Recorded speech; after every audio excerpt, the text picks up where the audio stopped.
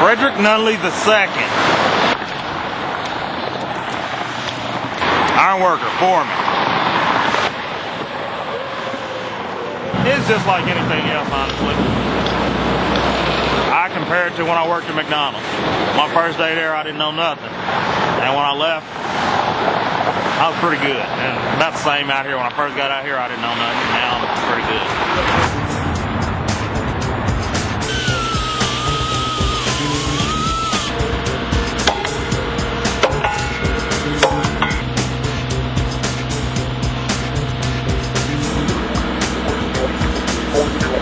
I'm basically a boss over guys on my crew.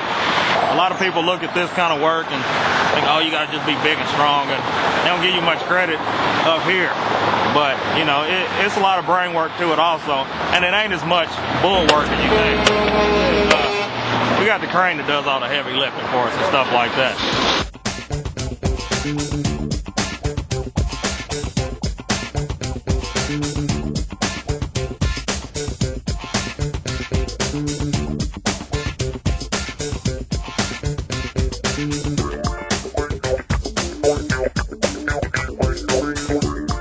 Start with a hole, probably say 3 foot wide, probably about 60 foot deep.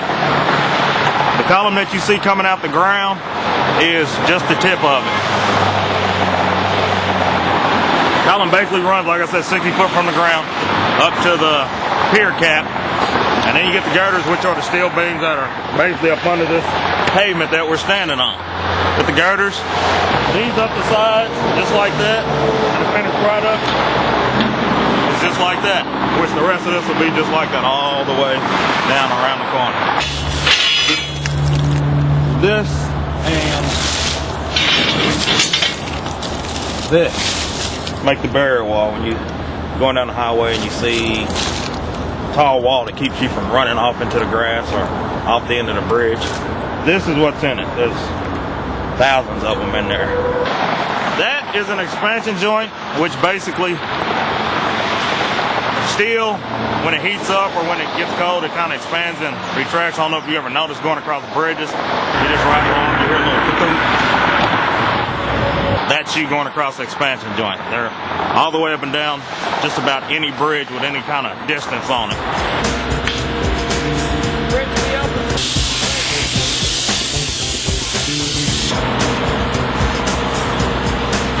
When I started, there was work everywhere around town. I mean, I think the year I got in, they took in 400 apprentices. The next few years, they took in 500 or 600. Nowadays, I don't know what they take in, but I know a few years back, they were only taking in a few, you know, maybe 50 to 100 or so. I had to lay off 3 guys day before yesterday. The worst part of it. It's kind of hard laying guys off when you know them, you know their families. It's not personal. You ask them to come out and work for you. They come out and work, and you know, they work fine, but you know, as you look around this job site now, there's not that many people out here because we're getting to the last stages of the job. But like I said, that don't change the fact that when it's a friend of yours, you gotta lay him off. Coldest I think I've worked is about 10 below. I've never gotten off due to heat. We worked 105, 108 degrees. Some days pretty easy, some days you gotta really hump it. And that's kind of up to our discretion as far as how cold it gets. Like today was cold for a lot of people, but this is a decent day, you know. If it was like this all winter, we'd never miss a day. But there have been days like last winter, there was one day it was 17 below. Toby's my name, everybody calls me Turbo. Fred's cool. He's a good boss. At times, you know, just like any boss, you got your days you want to throw some uppercuts.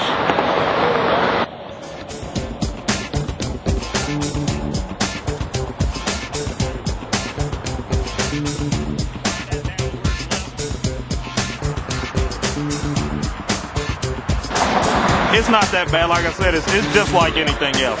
You got to learn how to do it, and you got to kind of take pride in what you do. So at the end of the day, everybody gets to go home to their family. Ain't nobody hurts.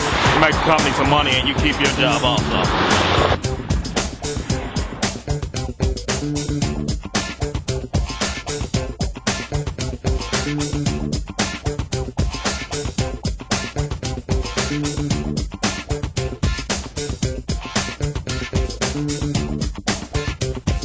No, I got hit by lightning one time now.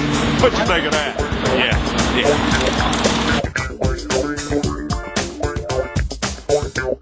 I wasn't out running. You ever try running from lightning? Yeah. I was like He-Man